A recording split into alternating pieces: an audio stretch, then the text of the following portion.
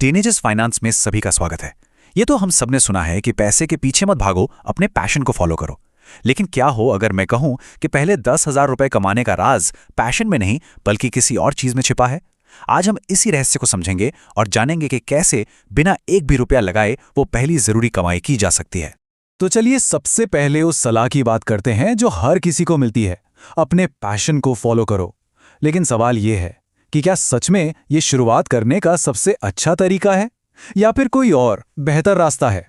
देखिए, सच तो ये है कि अपने पैशन को ढूंढना और फिर उससे पैसे कमाना ये एक बहुत लंबा और अनिश्चित रास्ता हो सकता है। जबकि अगर शुरुआत में ही थोड़ी फाइनेंशियल स्टेबिलिटी आ जाए तो बाद में अपने पैशन को फॉलो करने की आज़ादी मिल जाती है, वो भी बिना किसी दबाव के। चलिए इसी बात को थोड़ा और गहराई से समझते हैं। तो सबसे पहला काम, इस पैशन वाले मिथक को तोड़ते हैं। ये सलाह असल में उन लोगों के लिए बहुत कंफ्यूजिंग हो सकती है जो बस अभी पैसा कमाना शुरू करना चाहते हैं। ये जो भारी भरकम शब्द है ना, इकिगाई या पैशन, सुनने में तो बहुत अच्छे लगते हैं, लेकिन सच ये है कि जब कोई अपना करियर शुरू कर रहा हो तो इन कॉन्सेप्ट्स को लागू करना बहुत मुश्किल हो सकता है। अगर ये रास्ते इतने ही सीधे होते तो शायद आज हर कोई अपने काम से खुश और संतुष्ट होता। तो अगर पैशन की तलाश नहीं करनी तो फिर क्या करना है? जवाब है उन अनोखे फायदों को पहचानना जो हमारे पास पहले से ही हैं। यही वो चीज है जो हमें बाकियों की भीड़ से अलग खड़ा करेगी। अनफेयर एडवांटेज मतलब वो चीज जो आपको पहले दिन से ही कंपटीशन से 10 कदम आगे कर दे। ये कोई आपका कनेक्शन हो सकता है, कोई खास जानकारी या आपकी लोकेशन भी। जब कोई इस एडवांटेज के साथ मार्केट में उतरता है तो उसकी शुरुआत ही दूसरों से कहीं बेहतर होती है। जैसे मैं अपनी बात बताता हूं। रियल एस्टेट मार्केट में मेरे पास 2 अनफेयर एडवांटेज थे। पहला, मैं वृंदावन के पास रहता हूं, जो इंडिया के टॉप प्रॉपर्टी हॉटस्पॉट्स में से एक है। और दूसरा, मेरे पिता के रियल एस्टेट में पुराने कॉन्टैक्ट्स थे, जिससे मुझे सीधे बड़े सेलर्स तक पहुंच मिली।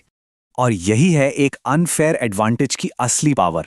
सोचिए, जहां किसी नए इंसान को शायद 20 या 30 कोशिशों के बाद भी एक डील न मिले, वहीं मुझे सिर्फ 5 कोशिशों में सफलता मिल गई।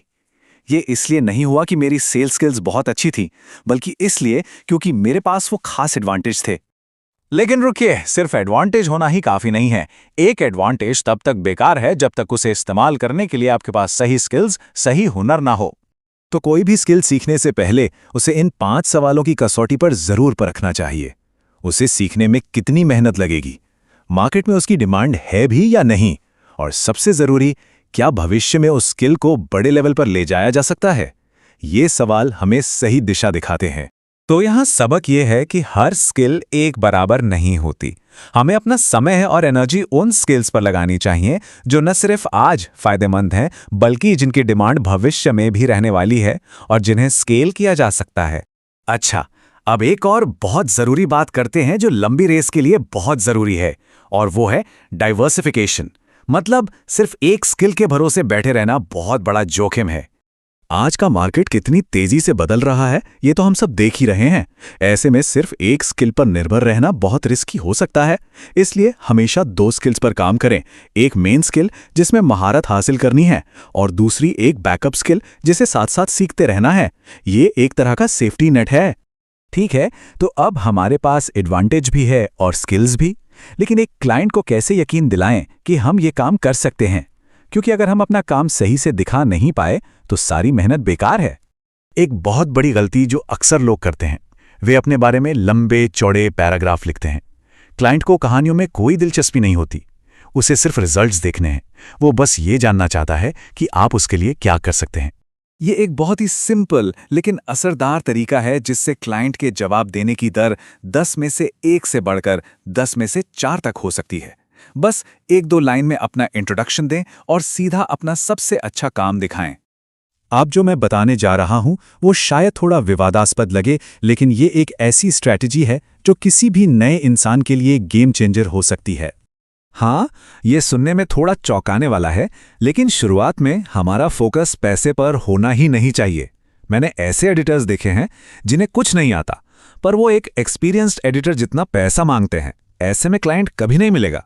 देखिए, शुरू में असली पेमेंट पैसा नहीं होता, असली पेमेंट है एक्सपीरियंस, जिससे एक पोर्टफोलियो बनता है। असली पेमेंट है नेटवर्क, यानी लोगों से जान पहचान, और असली पेमेंट है इंडस्ट्री में आपकी पहली एंट्री। ये चीजें किसी भी छोटी मोटी तनख्वाह से कहीं ज्यादा कीमती हैं। और ये सब हमें सबसे आखिरी और सबसे जरूरी कदम पर ले आते हैं, लगातार अच्छे रिजल्ट्स देना।